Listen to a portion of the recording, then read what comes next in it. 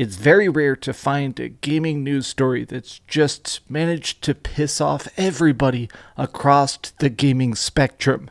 The die-hard Sony fanatics, the PlayStation Sony ponies, are enraged, whereas the Xbox people seem to be tearing their hair out in frustration.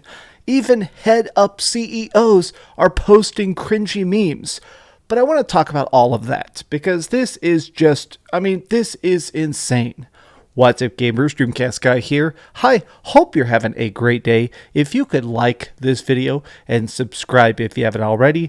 So yesterday, there was a very big legal court hearing about the future of the Activision Blizzard deal. Currently, the Microsoft president is over there in Europe discussing the idea as to whether or not this is even legally allowed.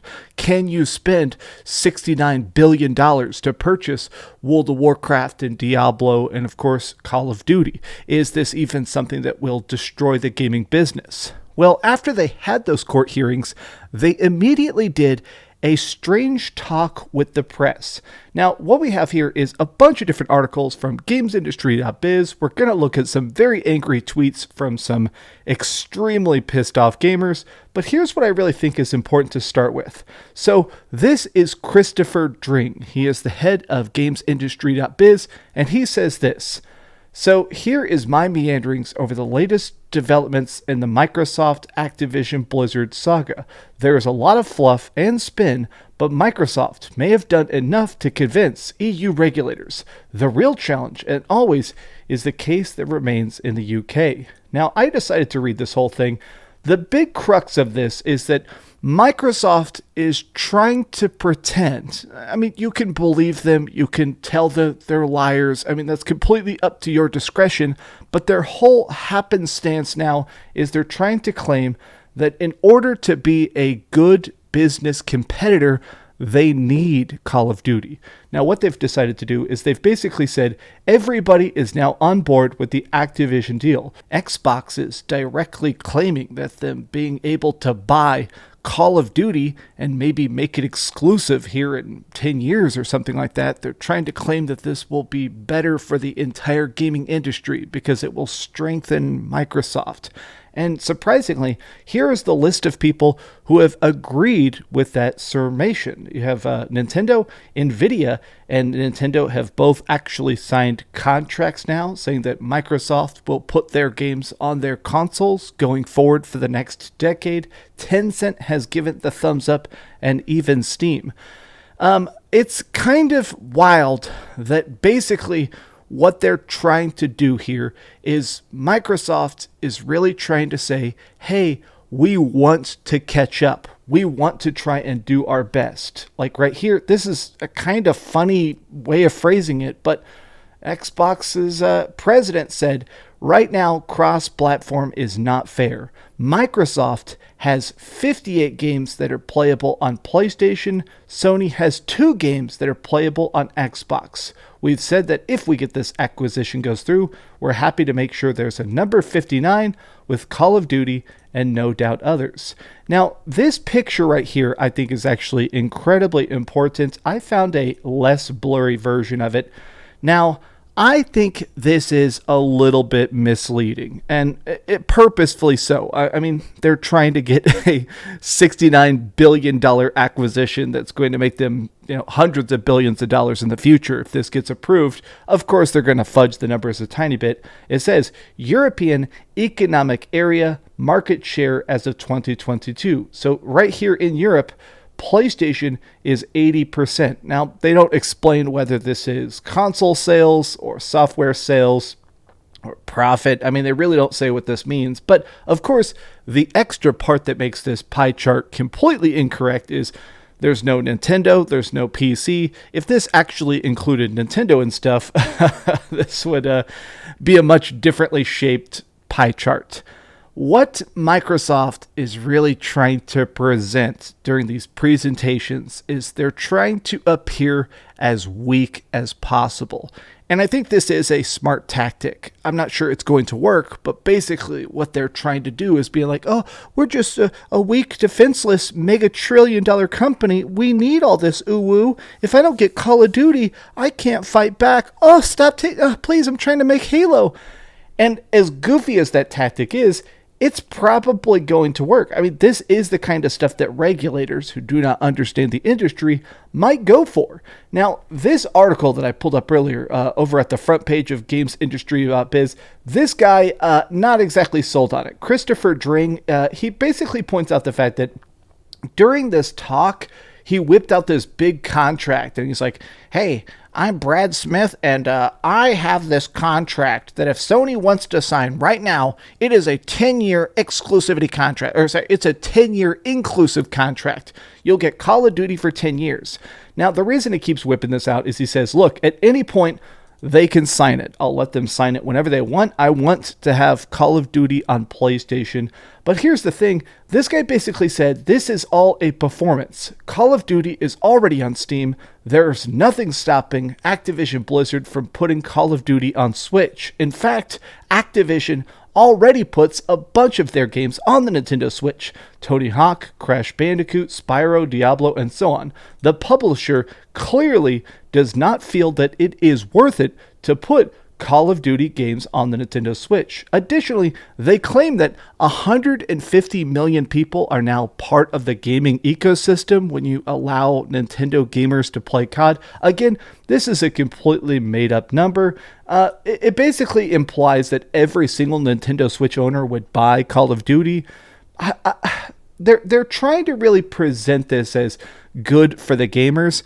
This article, though, has managed to piss off a lot of the Xbox people, saying, like, this is ridiculous. Only Sony is opposing this deal, which is true. And this is the only case. At this point, regulators will have to decide if they care about consumers getting access or protecting the Sony market share. This is such a weird phrasing to me. They care about the consumers getting access. Like, right now, everybody has access to Call of Duty. Selling Activision to Microsoft is not suddenly going to create higher market sales or more distribution. I guess I just don't understand. I see this a lot. The people that try and claim that if Microsoft owns Call of Duty, that suddenly more people will play it. I literally don't understand this, but I mean, this tweet has 32 likes. Clearly, people love this talking point. More people are getting access to it. Chris doesn't talk about Sony. It reminds me of bipartisan politics. Seems everyone has a team. And he's like, I'm reporting on a Microsoft press conference. Sony didn't hold a press conference. Chris, be as obtuse as you want. But in regards, this is what you want. You're attacking this lady for her tweets.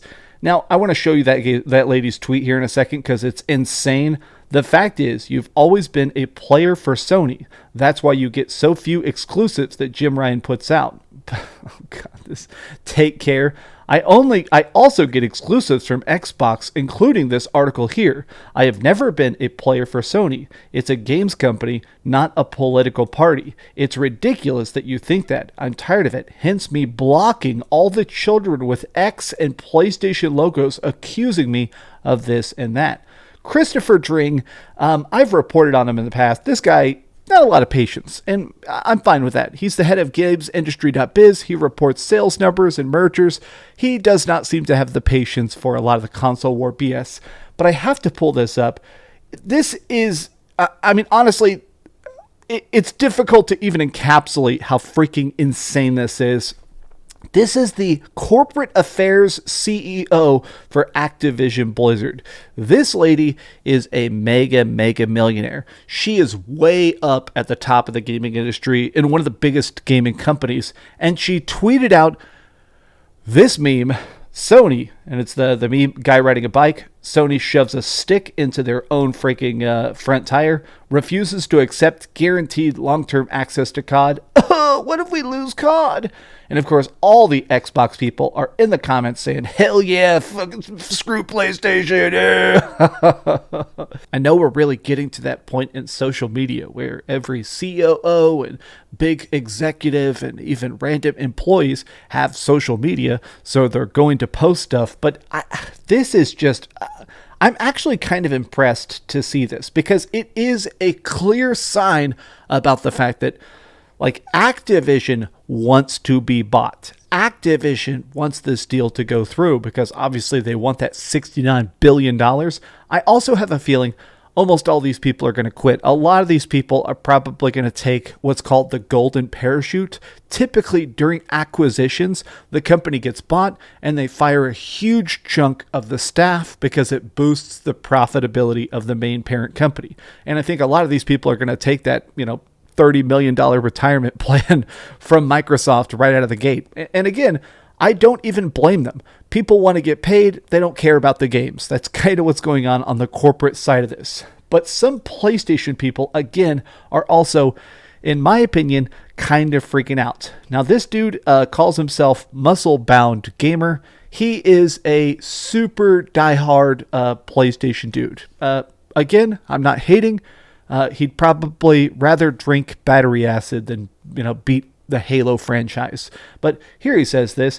There was an article that said, Microsoft accuses Sony of protecting its 2-decade dominance when it comes to the Activision merger. A lot of people have been saying this because really Xbox keeps trying to claim we just want to fight fair. We need to buy these studios or else we just can't compete. We can't make games. We have to buy them.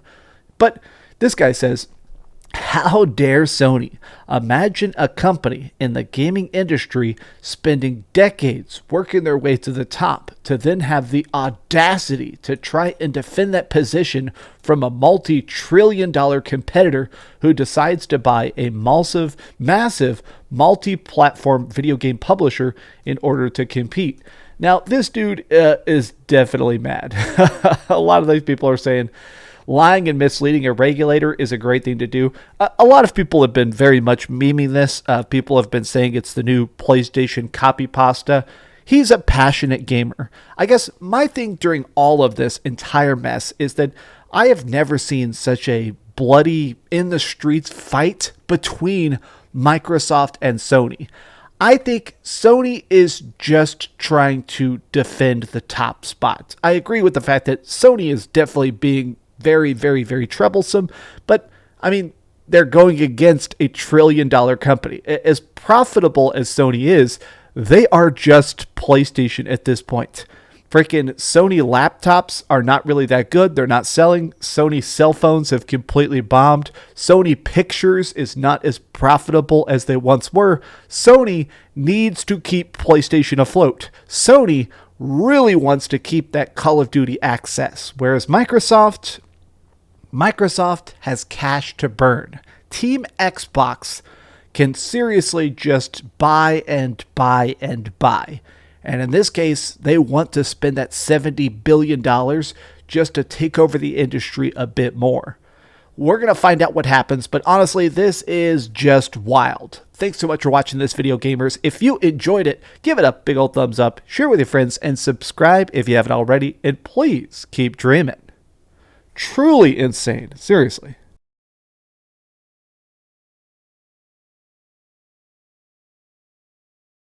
Thanks so much for watching that video. If you want to see something else, you can always click this link to see what I put up last, or, subscribe and see what's coming up next. Also, I promise that whatever I do, it'll try not to suck.